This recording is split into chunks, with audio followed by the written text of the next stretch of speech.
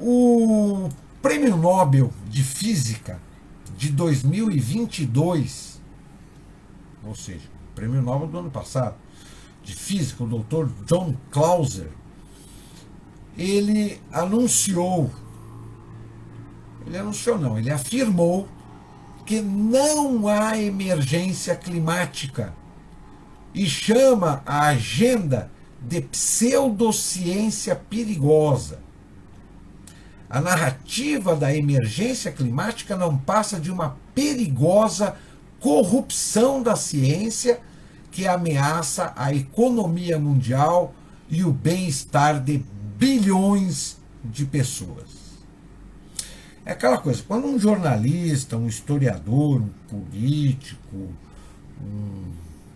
sei lá, um economista, fala alguma coisa a respeito da tal emergência climática, que agora não é mais aquecimento global, é emergência climática. Todo mundo diz que o cara não sabe de nada, é teórico da conspiração, é tudo uma grande bobagem, tem que acreditar na ciência. Os cientistas é que sabem. Pois bem, agora não tem cientista melhor do que esse Prêmio Nobel de Física para afirmar o que já vem sendo falado, cogitado, discutido, debatido, né, há muito tempo, né, e que agora ele vem afirmar que estão usando a tal agenda climática como uma forma de manipular a economia mundial e, por óbvio, vai refletir no bem-estar das pessoas. O que mais que temos para hoje? Essa aqui eu achei muito interessante, falando em meio ambiente. Foram flagrados lá na China um cemitério de carros elétricos. As imagens desse cemitério de carros elétricos levantaram muitas especulações. O país se tornou uma referência no processo de fabricação e comércio dos carros elétricos.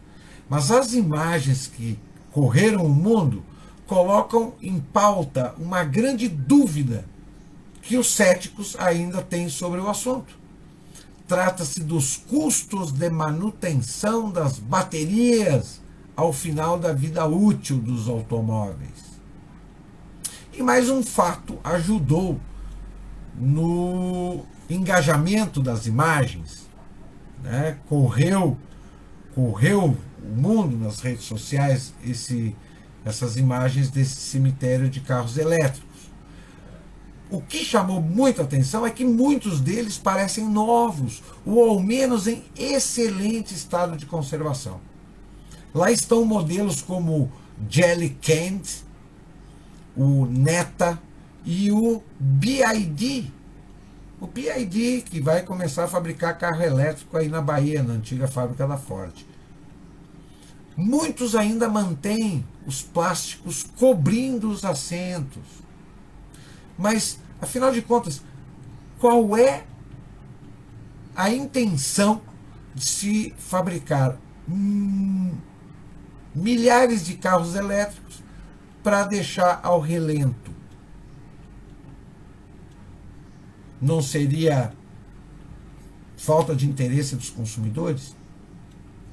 Não seria falta de capacidade econômica para se aventurar com um carro elétrico? Já que esse projeto ele está sendo implementado pela 4ª vez na história automotiva, nas outras 3 não vingou e pelo jeito não vai vingar agora também. Não vai vingar. Lá na Espanha, assim como em Portugal, as eleições têm dado uma certa guinada. A direita portuguesa e a direita espanhola, assim como a direita italiana, apareceram no cenário político. Só que eu tenho cá minhas dúvidas a respeito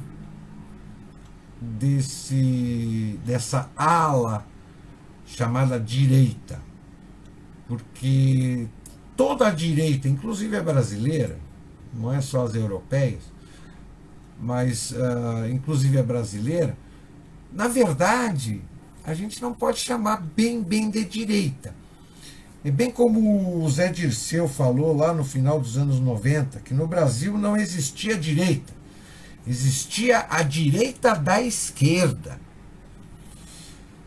Então, quando se fala em direita, na Espanha, na Itália, Portugal, no Brasil, no Uruguai, a gente tem que ver até que ponto esse grupo político que se auto-intitula direita, ele não é adepto e prático das agendas da esquerda. Ou seja, a direita, a tão falada direita, que todo mundo diz, a direita ganhou a eleição lá, na verdade é a direita da esquerda, e a direita da esquerda também é conhecida como a social-democracia.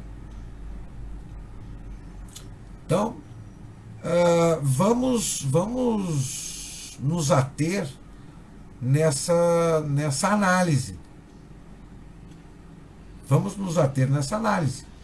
Nem todo mundo que bate no peito e diz eu sou da direita, ele pensa, ele conhece, ele pratica a agenda da direita. Vai ver, ele está contaminado de esquerdismo, apoia até alguma agenda da esquerda, mas ele até discorda de muitas outras, e nessa discordância de algumas agendas da esquerda, ele se auto-intitula da direita, o que não é verdade. É preciso muita coisa, muito conhecimento, muito estudo, muita postura para se auto-intitular da direita. Não é simplesmente discordando do PT, discordando do Lula ou discordando de algumas agendas da esquerda. O cara, por exemplo, pode discordar de todas as agendas do PT, mas se ele for uma pessoa politicamente correta, ele não é da direita. Ele é um esquerdista contaminado pelo politicamente correto, que é uma agenda da esquerda. Então, a gente precisa fazer uma análise quando se encontra alguém que fala que é da direita, e, por que não, fazer uma autoanálise, para não passar vergonha, né? Porque numa dessas a pessoa chega e diz, eu sou da direita, mas se depara com alguém que conhece com profundidade o que é uma pessoa ser e viver diante os preceitos da direita, e aí ele vai passar vergonha, né? Então, 20h46. O Bunker Podcast dessa terça-feira fica por aqui. Eu retorno quinta-feira com novas pautas mais interessantes para a gente manter a nossa produção de conteúdo aqui, sempre com assuntos relevantes do interesse, promovendo a boa informação e o conhecimento de qualidade. Quem estiver sintonizado ou conectado no Bunker da Cultura Web Rádio, continua com a nossa programação, melhor companhia musical da web, com informação. Uma boa noite a todos e até lá!